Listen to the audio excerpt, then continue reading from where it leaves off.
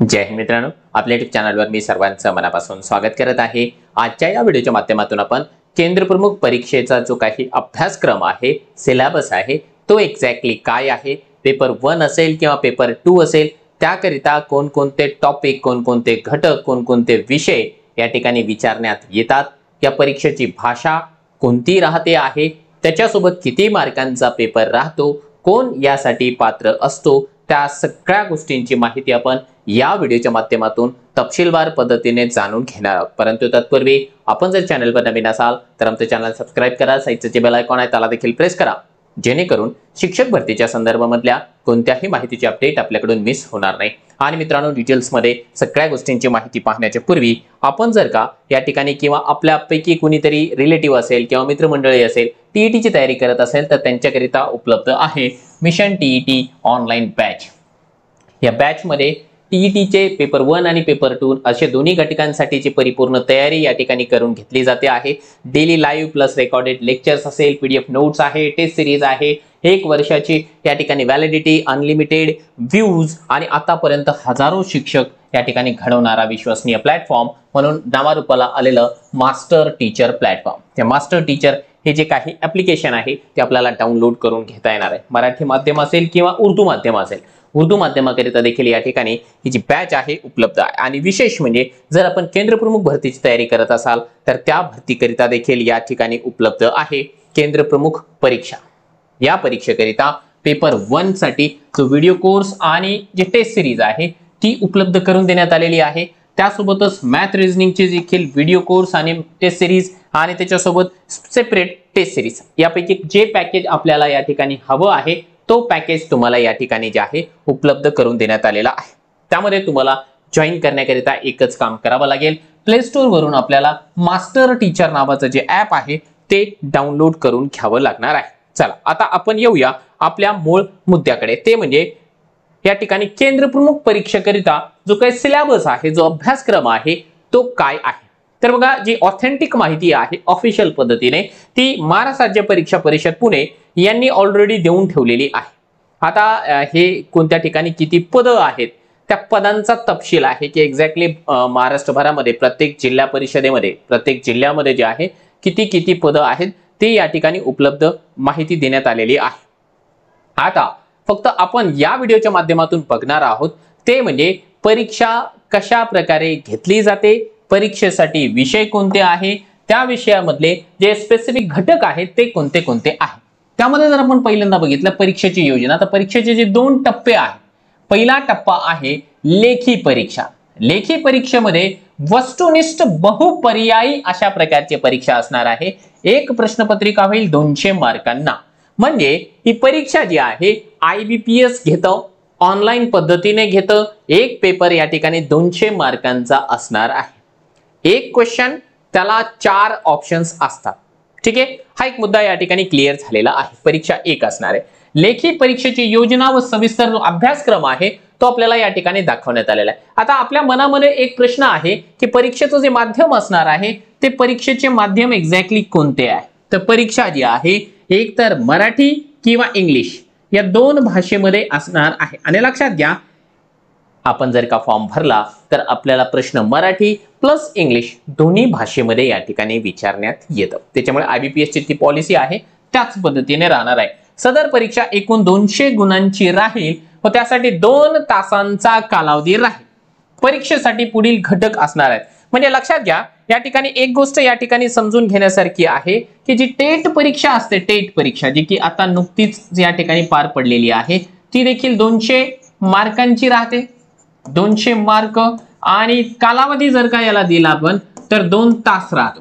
Same to same जे आहे केंद्र प्रमुख पदाची भरती देखील त्याच पद्धतीने असणार आहे। IBPSच घेणार आहे, त्याच्यामध्ये 200 मार्कांचाच पेपर असणार आहे आणि 2 तासांचाच वेळ या ठिकाणी दिला जाणार आहे। हा एक पॉइंट आपल्या या ठिकाणी क्लिअर होतो। आता जर आपण प्रत्येक विषय या ठिकाणी बारकाईने बघितला तर बघा, पहिला जो काही पेपर आहे त्याच्यामध्ये 100 मार्क जो आहे, हे बघा प्रश्न 100 आणि याला जे गुण आहे ते देखील 100, म्हणजे एका प्रश्नासाठी 1 या ठिकाणी प्रश्न असणार आहे। पहिला घटक आहे बुद्धिमत्ता व अभियोग्यता।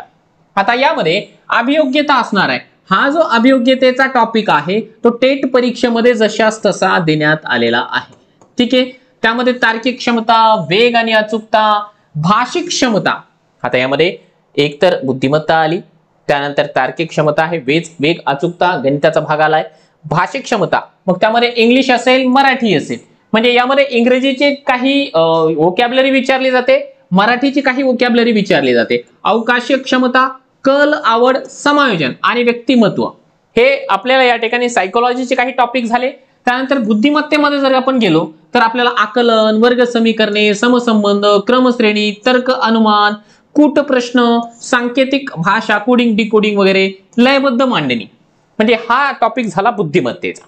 हे सगळं राहणार आहे आपल्याला 100 मार्कांकरिता. ठीक आहे. आणि प्रश्न देखील या ठिकाणी मिक्स स्वरूपाचे राहतात. ठीक आहे. म्हणजे असं जरुरी नाही की बुद्धिमत्तेचे तर बुद्धिमत्तेचे प्रश्न, मराठीचे तर मराठीचे प्रश्न, असं नसणार आहे. एक बुद्धिमत्तेचा, एक मराठीचा, एक इंग्लिशचा, एक जीके जीएसचा, असा मिक्सअप या ठिकाणी जे आहे क्रायटेरिया असणार आहे. हा एक पॉइंट ऑफ या ठिकाणी लक्षात ठेवायचा. हा झाला भाग 1. आता हा झाला 100 मार्कांचा. दुसरा जो 100 मार्कांचा पेपर असेल त्याच्यामध्ये जे आहे 10 प्रश्न 10 मार्कांकरिता. विषय काय आहे तर बघा, मूळ विषय आहे शालेय शिक्षणातील नियम, अधिनियम व शैक्षणिक नवविचार प्रवाह. ठीक आहे. यामधला हा जो पहिला घटक आहे, भारतीय राज्यघटनेतील शिक्षण विषयक तरतुदी, संबंधित सर्व कायदे, योजना व अद्ययावत शासन निर्णय, या संदर्भातले 10 प्रश्न विचारले जाणार आहे. दुसरा आहे शिक्षण क्षेत्रामध्ये काम करणाऱ्या प्रमुख संस्था, संघटना आणि त्यांचे कार्य, तो टॉपिक 10 मार्कांना आहे. माहिती तंत्रज्ञानाचा वापर, प्रात्यक्षिक, हे आहे 15 मार्काला. अभ्यासक्रम व मूल्यमापन, अध्ययन, अध्यापन पद्धती, यावर आहे 15 मार्क. माहितीचे विश्लेषण व मूल्यमापन, याला आहेत 20 मार्क. त्यानंतर आहे विषयनिहाय, आशय ज्ञान आणि सामान्य ज्ञान, त्यामध्ये विशेष करून जे आहे इंग्लिश विषय ज्ञान असणार आहे 15 मार्कांकरिता. त्यानंतर संप्रेषण कौशल्य जे आहे, समाज संपर्क साधणे, तुम्हाला डीएड किंवा बीएड ची आठवण येईल, हे सब्जेक्ट जर का आपण वाचले तर हे असेल 15 मार्काला. म्हणजे हा 100 मार्काचा पेपर, म्हणजे एकूण पेपर असेल 200 गुणांचा, 200 प्रश्न या ठिकाणी विचारलेले असणार आहे. आता यामध्ये आणखीन जर का बारकाईने आपण विचार केला अभ्यासक्रमाच्या बाबतीमध्ये, तर जो उपघटक आहे त्या उपघटकामध्ये ना विशेष म्हणजे काय, भारतीय राज्यघटनेतील शिक्षण विषयक तरतुदी, बालकांशी संबंधित सर्व कायदे, योजना व अद्ययावत शासन निर्णय, याच्यावर एक टॉपिक आहे. त्यामध्ये सब टॉपिक या ठिकाणी दिलेले आहे की भारतीय राज्यघटनेमधील शिक्षण विषयक तरतुदी, यामध्ये कलम आणि कलमांच्या दुरुस्तीच्या तारखा, त्या गोष्टी आल्या. या ठिकाणी आरटीई झाला, आरटीई ऍक्ट 2009, त्याविषयी प्रश्न आहे. त्याच्यासोबतच 11चा जो महाराष्ट्र राज्य नियमावली आहे त्या संदर्भामध्ये, त्यानंतर बाल हक्क संरक्षण कायदा 2005चा, त्यानंतर विद्यार्थी लाभाच्या विविध योजना, मग त्या केंद्र शासनाच्या असेल, राज्य शासनाच्या असेल, त्यामध्ये विचारल्या जातील. त्याच्यासोबतच या ठिकाणी शिष्यवृत्तीच्या बाबतीमध्ये विचारल्या जाईल. विशेष गरजा असणाऱ्या अल्पसंख्याक विद्यार्थ्यांसाठी वेगवेगळ्या योजना, त्या संदर्भामधले काही टॉपिक आहेत. ज्या संस्था आहेत ज्याच्याविषयी आपल्याला प्रश्न विचारले जातील त्या आहेत युनिसेफ असेल, एनसीईआरटी आहे, एनयूईपी असेल, NCT, CCRT, TISS, TIFR, Homi Bhabha centre of science education, आरटीईचा असेल, EFLU असेल, MPSP असेल, SCRT, MIEPA, SISI, डाएट असेल किंवा राज्य आंग्ल भाषा असेल, या संस्थेच्या संदर्भामधली A to Z माहिती असेल. माहिती तंत्रज्ञानाचा जो वापर आहे, तिसरा जो उपघटक त्याने दिला, त्यामध्ये इंटरनेट असेल, शाळा स्तरावर विविध माहिती भरणे, शासनाच्या उपलब्ध पोर्टल, त्या पोर्टलमध्ये सरलचं पोर्टल असेल, युडायस असेल, युडायसचा तर नवीन जे पोर्टल आलेलं आहे ते आहे. त्यानंतर संगणक वापराविषयीचं ज्ञान, ICTचा जो विषय आहे तो या ठिकाणी देण्यात आलेला आहे. त्याच्यानंतर माहितीचे विश्लेषण, ठीक आहे, माहितीचं विश्लेषण हे इत्यादी आहे. आणि त्याच्यानंतर शाळा स्तरावरील जो अंदाजपत्रक असतो ऑनलाईन पद्धतीने, त्या संदर्भामध्ये उपघटक 4 त्याने सांगितलं, अभ्यासक्रम, मूल्यमापन आणि अध्यापन पद्धती. आता यामध्ये पूर्व प्राथमिक ते 12वी पर्यंतचा अभ्यासक्रम, अध्यापन निष्पत्तीमधील ज्या काही उणिवा आहेत त्या संदर्भामध्ये, सातत्यपूर्ण सर्वंकष मूल्यमापन हा शिक्षकांच्या दैनंदिन जीवनाचा भाग आहे, ती प्रश्न निर्मिती आहे, असर असेल, नॅस असेल, पिसा असेल, त्या संदर्भामध्ये. आता आपल्याला हे शब्द नवीन नाहीयेत, रेग्युलर मधले शब्द आहेत. त्यानंतर आहे प्रगत अध्ययन अध्यापन शास्त्र आणि निकाला संबंधीची कामे, हा आपला रुटीन अभ्यास आहे. त्यानंतर शेवटचा एक टॉपिक त्यांनी या ठिकाणी सांगितलेला आहे की माहितीचे विश्लेषण आणि मूल्यमापन. प्राप्त माहितीचे विश्लेषण कसं करायचं, शासनाच्या विविध पोर्टलवरील माहितीचे विश्लेषण कसं करायचं, ASER, NAS, PSM या ज्या काही चाचण्या आहेत त्यामध्ये शाळांचे निकाल व माहितीचे विश्लेषण हे आपल्याला करता येणे आणि संप्रेषण कौशल्यामध्ये समाज संपर्काची विविध साधने आणि विशेष म्हणजे या ठिकाणी इंग्लिश विषयाचं आशय ज्ञान हा शेवटचा टॉपिक आहे.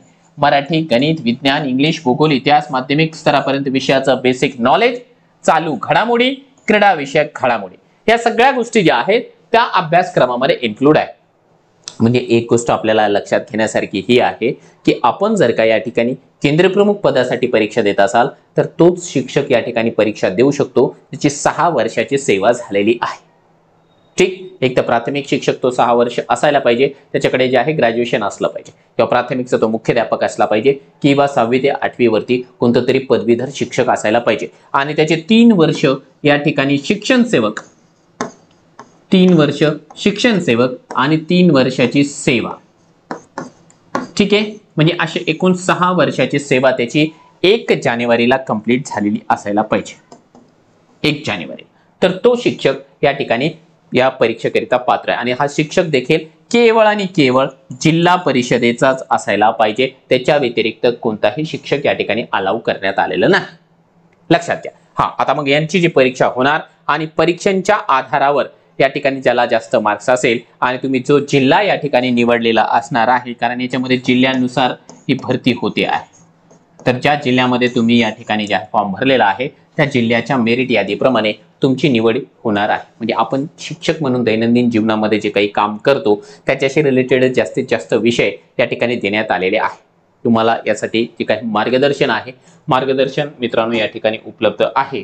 जर मार्गदर्शन आपल्याला हवं असेल तर आपल्याला या ठिकाणी मास्टर टीचर नावाचं जे प्लॅटफॉर्म आहे ते आपण या ठिकाणी एकदा पडताळून पाहू शकता. याचे डेमोज असेल किंवा टेस्ट सिरीज असेल, सगळ्या गोष्टी एकदा पाहून घ्या. आवडलं तर निश्चितपणे यांचं मार्गदर्शन घ्या. उत्कृष्ट पद्धतीचं हे मार्गदर्शन आहे. आणखीन जर का तुमच्या मनामध्ये काही शंका असतील या संदर्भामध्ये तर व्हिडिओच्या खाली कमेंट बॉक्समध्ये आपण कमेंट करू शकता.